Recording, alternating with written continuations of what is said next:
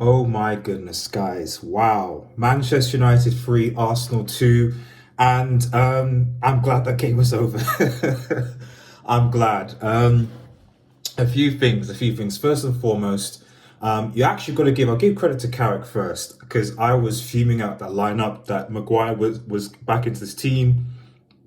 The same midfield that has conceded so many goals this season, and I'm going and thinking like I'm worried. I'm worried. I'm worried. I'm worried. And in the first probably 20 minutes of the game, Arsenal were pressing the life of us. I was very concerned. So to get the win, and to be fair to Carrick, 3 games in charge, caretaker, and he didn't lose. And to be honest, even that Chelsea game, let's be real, if Aaron Bissaka doesn't give that penalty away, I think we'd probably beat Chelsea, and we'd probably be on par. We'd be ahead of Arsenal because we're 2 points behind Arsenal now. Sorry, no, we'd be on level points on us, but I think we have better goal difference. We'd be ahead of them. So, you know, for a caretaker, what I can't ask anything more from that. A draw and 2 wins and 2 crucial wins. And I did say earlier that in the next 2 games, until Rangnick comes in, we need at least 4 points to even be in touch with the top 4. Now we're only 2 points behind, and we've got a good run of games going into the December break. So with him and with a bit of organisation, I think we can get back in. We can at least secure top 4 and see where we go from there, and hopefully just kickstart our season, because the title's off. So let's focus on domestic trophies, securing top 4, so that Ronaldo doesn't leave next season, whatever. But anyway, focusing on the game itself, actually, I think the first talking point is that goal. Now, at the end of the day, it was a goal that should have stood. Mark Anson had a mare today. I don't know why he didn't blow. He didn't see it. He should have blown. He didn't, because he didn't blow. It was a goal. But he can't not give it. It's as simple as that. However, what I would say is that it is interesting the precedent that was set, whereby if a player is down, not by a foul of his own accord, we've seen plenty of instances of players, whether it's head injuries or they just pull up with an hamstring and just go down, and the opposition team has possession. Do they just continue playing until the referee plays the whistle? That's for me the essence of the thing. There's no debate on the fact that it should be a stand or not. The issue is when your team, or if a team just abruptly stops or has a head injury or whatever, and the referee isn't blown, then are you gonna cry, wolf or whatever? So, and it's just interesting. So, but that's to a side. So they get a goal ahead, a fairly dodgy goal, to be honest. Well, not dodgy. It's a goal. It is what it is. And then, thankfully, before the end of the half, Fred, who stood on De Gea's ankle and wasn't having that great a game, suddenly in the latter half of the first half, took out his Brazilian passport. Nice back heel, waited, and found Bruno. We equalised 1-1, and you're like, right, okay, get it, let's go. Second half starts. We come out more on the front for Arsenal, a bit more on defensive, and another pass to Ronaldo, and Ronaldo, I think it comes from Fred again, we get, no, it doesn't come from Fred, I think it was from Dallo, I think, and Ronaldo in the box scores the goal, suing 2-1. Okay, we're ahead, let's go.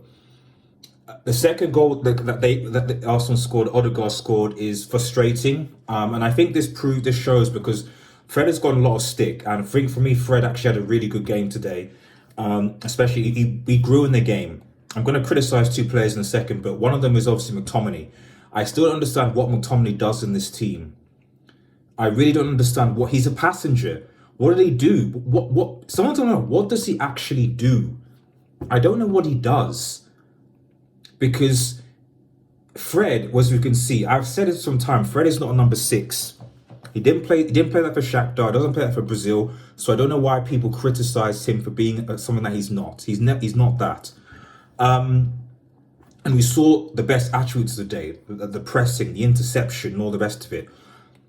McTominay, I don't think, is also number 6, but he doesn't do what Fred does. And then for that second goal, Fred is even tracking back further than McTominay. McTominay's just jogging, and he's more central to it. So I just don't understand it. None of them are number 6s. They vacate space, but we get more from Fred than we do McTominay. So McTominay should go to the bench and either bring in a proper number 6 or maybe play Van der Beek or Matic. I don't know. But we can see the second goal. Clearly frustration from Ronaldo. It's annoying. But we don't give up. We don't give up. And I don't know how Martin Atkinson didn't see that, because I saw that note when I was obviously behind, so I was like, okay, whatever. But you see the replay and you're like, that's a stonewall penalty. He literally he scissors Fred. You're like, how is that? It's like he waves it away. Like, how did you not? He's like, how did you not see that as a penalty? That was a stone. I don't think there's any rival fan that could argue that that wasn't a penalty. So obviously VAR, thank God, because Mark Atkinson had a referee incident, overturned it. It's a penalty. Ronaldo, sue, 3-2, brace. It is what it is. That's what Ronaldo does. And then we see out the game.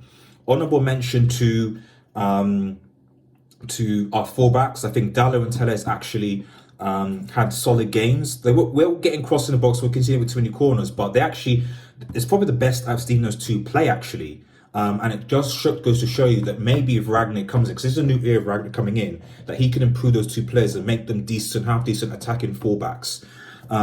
So solid performance by those guys. You know, Maguire, I will shout out Maguire and Lindelof. They actually were okay. Maguire was actually all right.